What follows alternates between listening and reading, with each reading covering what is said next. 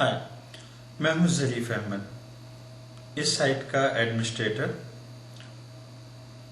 मुझसे एक सवाल बहुत बार किया गया है पिछले कुछ दिनों में, जब से मैंने इस साइट को लॉन्च किया है, वो ये कि आखिर रफ़ी साहब ही क्यों? और भी सिंगर हैं, आपने रफ़ी साहब को ही क्यों चुना?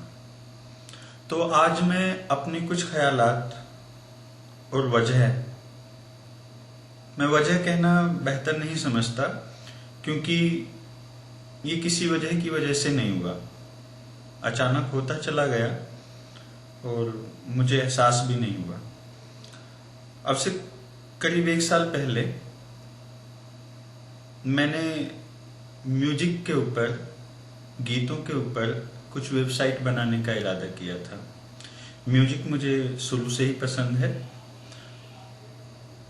अच्छे शब्द, चाहे वो साहिर लुधियानवी साहब के रहे हों, चाहे शकील बदायूनी जी के या मजरूर सुल्तानपुरी जी के, मुझे हमेशा से अच्छे लगते आए हैं। आवाज, गीत मैं उस वक्त से सुन रहा हूं जिन दिनों मैं शब्दों पर ही ध्यान ज्यादा दिया करता था। आवाज किस गायक की है उससे कोई खास सरोकार नहीं हुआ करता था। अब काफी गाने में बचपन से सुनता आया हूं। जब 1 साल पहले मैंने ये निश्चय किया कि मैं संगीत के ऊपर, गीतों के ऊपर कुछ वेबसाइट बनाऊंगा, तो मेरे जहन में सिर्फ 4 नाम उभरे: मोहम्मद रफ़ी, किशोर कुमार, मुकेश जी एंड लता मंगेशकर। वैसे मुझे हेमंत जी के भी बहुत गाने पसंद हैं। सुबीर सेन जी का आस का पंछी के कुछ गाने मुझे बहुत पसंद हैं।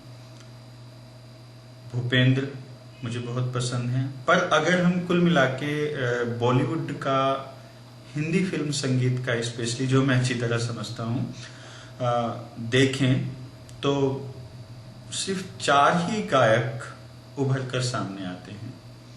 तो मैंने इन 4 गायकों के ऊपर अपनी वेबसाइट बनाई, उसे लॉन्च किया।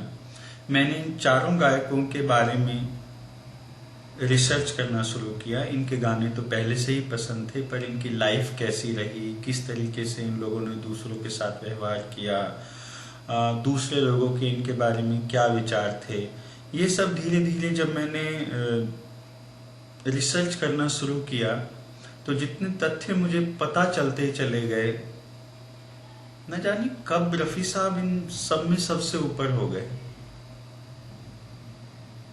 गायकी को कुछ देर के लिए एक साइड भी छोड़ दीजिए, तो उनके जैसा इंसान, उनके जैसा सरल मन का इंसान, जिसको कमर्शियल लाइफ से कोई मतलब ही नहीं था, मिलना नामुमकिन नहीं तो आसान भी नहीं। अचानक ही रफ़ी साहब मेरी लिस्ट में सबसे ऊपर हो गए, और तब मैंने निश्चय किया कि मैं रफ़ी साहब के ऊपर ज्यादा से ज्यादा काम करूंगा। उनके गाने तो दुनिया भर में मशहूर हैं। उनके चाहने वाले, उनके गानों को चाहने वाले हर गली, हर गांव में मिल जाएंगे। खासकर हिंदी भाषी क्षेत्र में तो जरूर मिलेंगे। लेकिन उनकी जिंदगी के बारे में जानने वाले लोग, किस तरह से एक साधारण परिवार से उठकर संगीत की ऊंचाइयों पर वो पहुंचे, किस तरह से उन्होंने अपने समकालीन संगीतकारों या गीतकारों के साथ व्यवहार किया, किस तरह अपने निर्माताओं के साथ, निर्देशकों के साथ, संगीत निर्देशकों के साथ व्यवहार किया, किस तरह नए उभरते हुए लोगों को उन्होंने सहारा दिया। ये सब चीजें जो उनकी इंसानियत को उजागर करती हैं, इस साइट पर मेरा खास मकसद उन्हीं पहलुओं को उजागर करने का है। इस दौरान संगीत का और गीतों का तो वर्णन होगा ही बेशक। एक खास चीज जो मैं इस वेबसाइट पर करने का इरादा रखता हूं वो ये कि मैं उन लोगों को जो रफ़ी साहब के चाहने वाले हैं, दुनिया के कोने कोने में फैले हैं, एक कॉमन प्लेटफॉर्म देना चाहता हूं। टेक्निकली मैं सॉफ्टवेयर में हूं, आईटी इंडस्ट्री से बिलोंग करता हूं और मैं वो टूल, वो सर्विसेज जनरेट कर सकता हूं जो रफ़ी साहब के चाहने वालों के लिए आपस में बात करने के लिए उनके लिए एक प्लेटफॉर्म प्रोवाइड करा सकती हैं।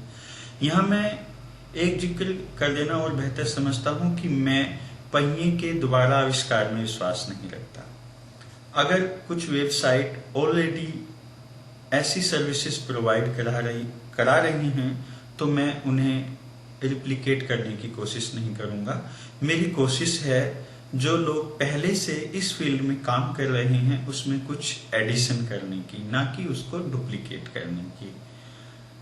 आसान काम नहीं है क्योंकि रफ़ी साहब के बारे में बहुत कम ऑफिशियल मटेरियल अवेलेबल है और ज्यादातर उनके चाहने वालों, उनके मिलने जुलने वालों के पास बिखरा पड़ा है। उस सबको संजोना, उस सबको संकलित करना आसान काम नहीं है, मैं मानता हूं। पर मुझे इतना भी उम्मीद है कि रफ़ी साहब के चाहने वाले अगर एक प्लेटफॉर्म पर आए, एक साथ आए, तो जो संग्रह बनेगा, जो एक मुकम्मिल, शायद मुकम्मिल अच्छा शब्द नहीं होगा यहाँ, जो एक संग्रह होगा उनका, उनसे जुड़ी बातों का, उनसे जुड़ी चीजों का, वो बहुत अच्छा होगा। यही मेरी कोशिश है और यही मैं करने की कोशिश भी करूंगा। पर एक बात और मैं यहाँ पे साफ कर देना चाहता हूँ कि मुझे रफ़ी साहब पसंद हैं, बहुत बहुत ज्यादा पसंद हैं, पर इसका मतलब ये बिल्कुल नहीं है कि मुझे किशोर पसंद नहीं है, मुझे मुकेश पसंद नहीं है, या मुझे लता जी या महेंद्र कपूर या हेमंत कुमार पसंद नहीं है। इंसानियत की पैराग्राफ में वे लोग शायद रफ़ी साहब से पिछड़ जाते हों, पर गायकी किशोर जी को ले लीजिए या मुकेश साहब को, उनकी भी अपनी जगह कायम है।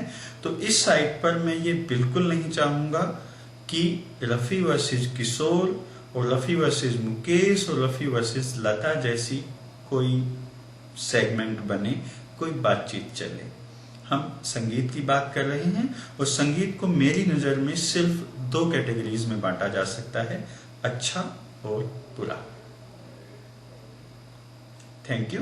मुझे उम्मीद है कि मुझे रफ़ी साहब के सब चाहने वालों की तरफ से पूरा सहयोग मिलेगा। Thank you.